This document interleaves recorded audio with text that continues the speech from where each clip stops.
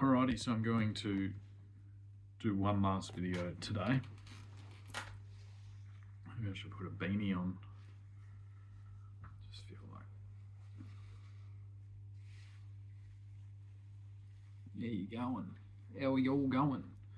If I had a this is a Patagonia beanie, by the way. It's fucking magic. Keeps me warm if I'm ever cold, and it's a really kind of groovy look. And maybe Patagonia will give me some money. I don't know. I'm just gonna rust my hair out. No, I'm not fuck the beanie. I love the beanie. Love it. Thanks Patagonia. I found this somewhere and I don't know where, but I like it. Oh my God, I'm being so vain this morning. If I had a newspaper right now, I want everybody to pick up the newspaper. Okay. Does everybody have a newspaper? No? Why? Because you don't use them anymore? Or why are they printing them all? If nobody's reading them. I wonder why. If you pick up the front of the said newspaper, generally you'll see politics, own business. And at the back, you'll see sport. Now, there's something really, really crazy going on in plain sight right now. Everywhere, all around you. Have a look out your window. Peer out through the blinds, whether they're installed by Vista or Cresta or any of the wonderful blind companies across this beautiful country of ours. Peer through them and look outside. Do you have a newspaper on your driveway? No or yes? And if it's yes, well done.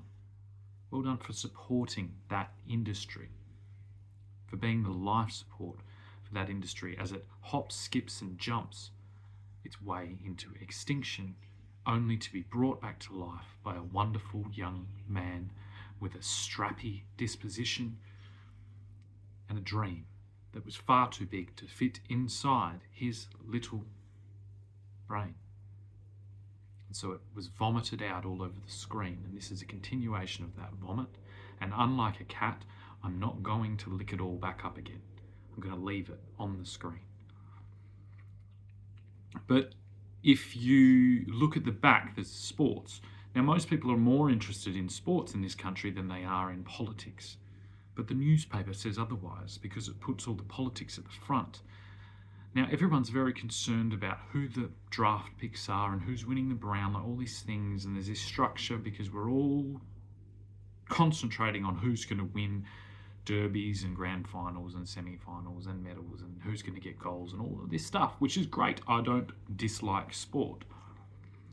I just think that we need to organise our political system the same way, and this is where we have a problem. I'm quite happy. I'm in Kingsley at the moment.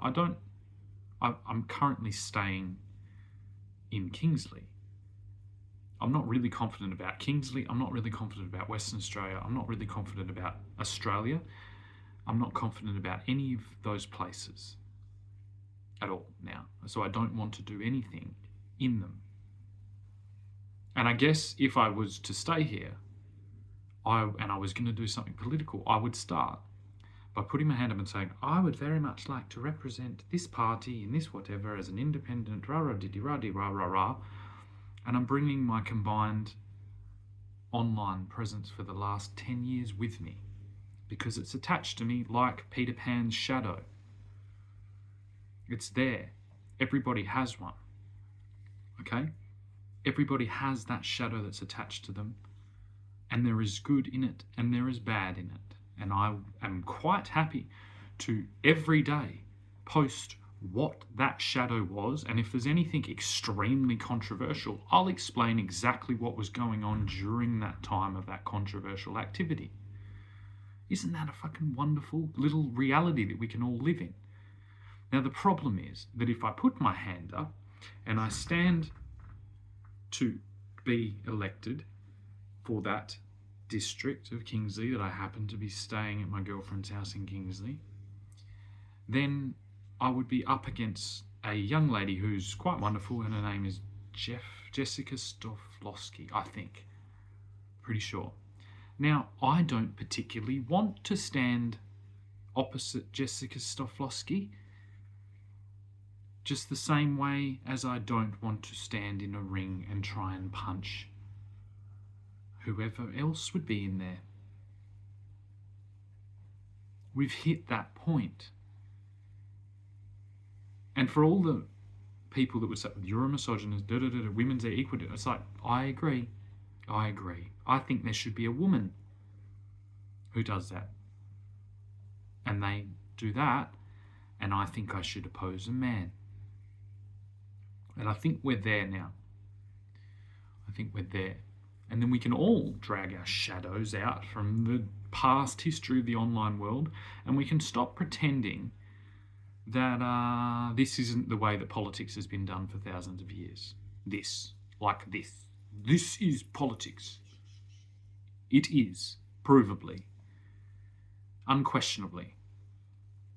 And so what just happened in the country is some type of reality TV show of some description. And I guess Albo is the ringleader of that reality TV show. And it's going to get really weird when that comes head to head all at once. We've stepped through the twilight zone. We've stepped through into the reality where this is very much real, and so is everything else. I'm not reading off a script. I don't have a piece of paper in front of me that says little talking points. That won't work. From the ground upwards, and that will project right into Albo's office, and that will make his little fucking anal beads that he has giving him Morse code go crazy, and he won't be able to keep track of all that Morse code coming from the vibrating anal beads inside his bum, and he will go haywire. He will go completely into shutdown mode. He will just be like, Albo, no go. Like that. Which is a built-in feature.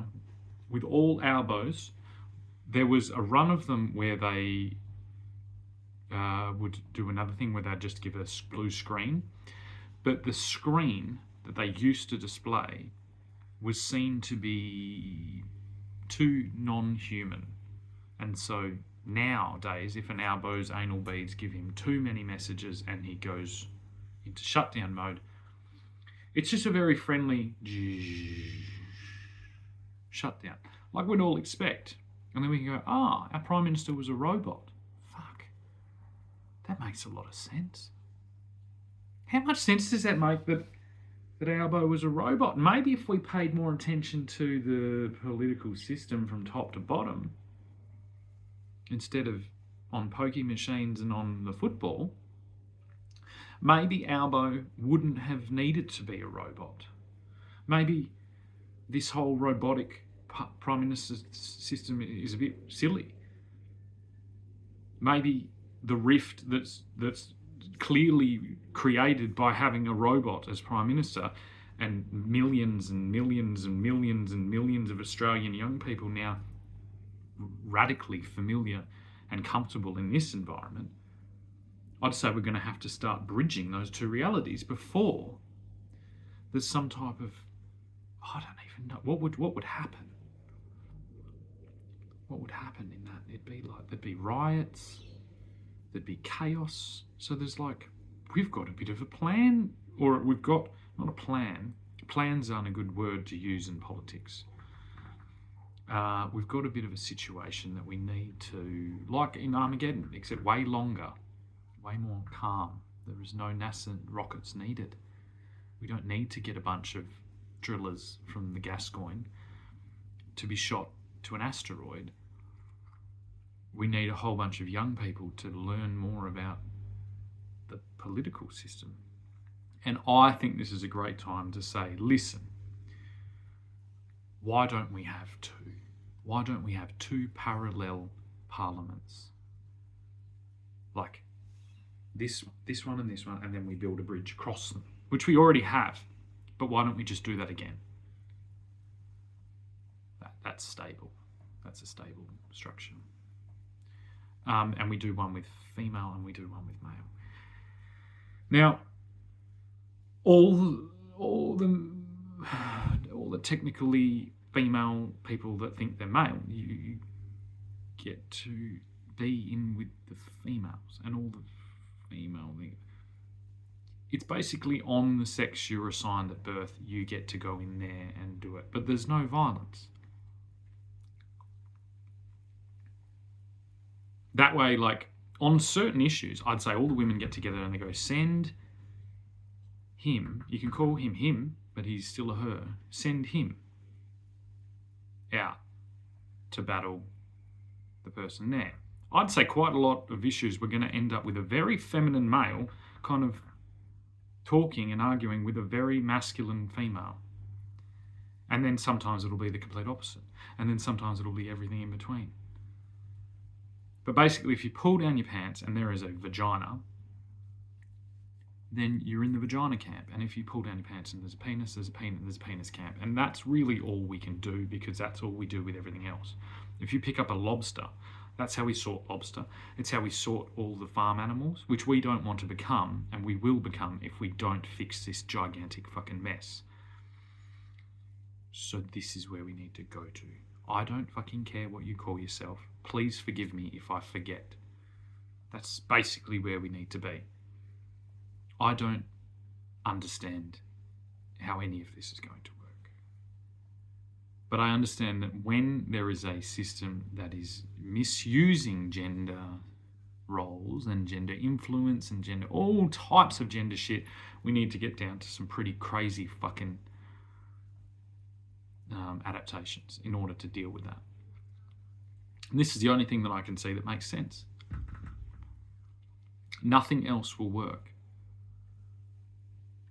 Now, considering that in this case, where it is an all-male parliament and an all-female parliament, those naturally born people will outnumber the anomalies. And I will accept that there are some people bang in the middle. I guess those people can just decide. And unless there is an outrageous number of objections on either side, then they will be able to go where they want. Do you see what I'm talking about? In my case, I've been a man my entire life. I still am a man. I don't understand exactly what this feminine thing is all about. I don't control nature. I don't control what's happening to me in response to the largest technological, disruption to humankind in its history. I'm pretty glad it's this rather than growing a tail. Although a tail would be handy. But I would go in the male camp. Now, I'm pretty sure that the males wouldn't have a problem with that. And say you get someone like, I don't know. I don't even want to talk for that other side. I certainly wouldn't wish to ever enter the female arena of political parliament. And I'd kind of expect the same in return, although I'd be quite happy to have my mind changed by an individual that wished very strongly to participate in the male arena. And that has been the way, so that will probably happen. And the same in reverse. I don't know what's going to happen into the future with our young people. I'd say this is a trend that is continuing. But this seems to be the only responsible way to kind of deal with it. And to do it all in the open. So that would make it very clear why I can't, in this current system, volunteer my political services in, because I'm here, or I'd be in Gingin. I don't even know who the person is in Gingin. I think it might be Shane Love, but I'm not even sure. If it's Shane Love, I'm fairly happy with what he's doing. And I think that there's a lot of discussion needs to be had above that level about why an individual like that is responsible for such large regions in a world that needs to very quickly turn its attention to those regions. That's just a complete fuck up. Sometimes you need to work with the system. Sometimes you need to put pressure on the system to change it. And it's complicated, so I don't know how to do that. But that's what I'd be doing. So say I was living in Gingin, which I can't because my mum kicked me out because I tried to put a wall up and I put a flag up. Tried to have a discussion with her. Although my property is still there and I'm considering selling it, I don't know. I've got to find out. I've got to look at a lot of things before I make any decisions. But we need to all understand this a lot better. And it is at the front page. So we need these people to be front page worthy. And they're not at the moment. They should be hidden in the classified section as far as I'm concerned, because they are absolutely 100% for sale. So, yeah. This is the first day. I don't know. I haven't even looked if they've let Albo be Prime Minister again. Believe it or not, this is the interim period where nobody knows. There is no Prime Minister at the moment. As far as I'm aware, I think that's true. Unless I turn my phone on and I see the Governor-General's installed Albo back in. Crazy days. Anyway, thank you.